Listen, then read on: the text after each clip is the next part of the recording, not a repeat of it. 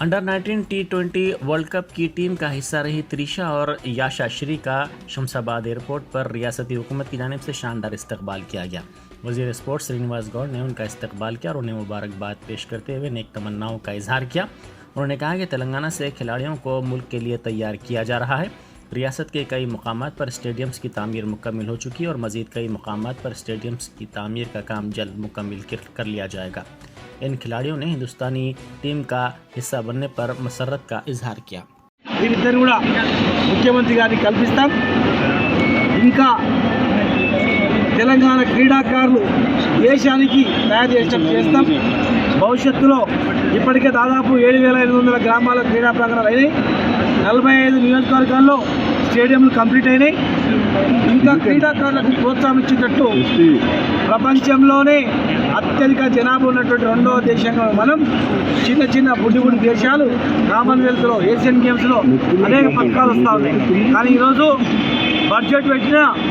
బడ్జెట్లో ఎలాంటి పెద్ద ప్రాధాన్యత లేదు। కేంద్ర బడ్జెట్లో క్రీడాకారులకు ప్రోత్సాహం లేదు, రాష్ట్రాలకు ప్రోత్సాహం లేదు।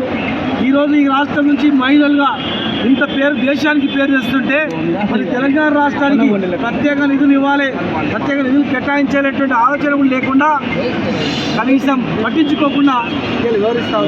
నిజంగా భారతదేశ ప్రభుత్వం కూడా క్రీడాకారులు తెలంగాణ మాదిరిగా కేసీఆర్ గారి మాదిరిగా వారు కూడా ప్రోత్సహించింటే దేశంలో కూడా ఎంతోమంది క్రీడాకారులు తయారై ఎంతోమంది క్రీడాకారులు దేశానికి సిద్ధంగా ఉన్నారు। ఏది చేసినా భవిష్యత్తులో దేశానికి ఆదర్శంగా తెలంగాణ క్రీడారంగం ఖచ్చితంగా ఉంటుంది। గౌరవ ముఖ్యమంత్రి గారి పేరు ఖచ్చితంగా నిలబెడతాం।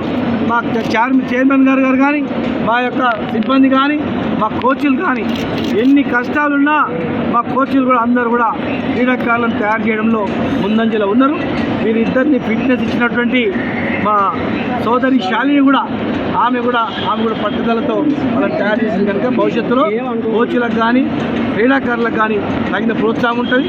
త్వరలోనే ముఖ్యమంత్రి గారు కూడా వీరిద్దరు కలిసి ఇంకా క్రీడా రంగంలో ఉత్సాహం ఉండేటట్టు కూడా మీకు అవకాశాలు కల్పిస్తారు।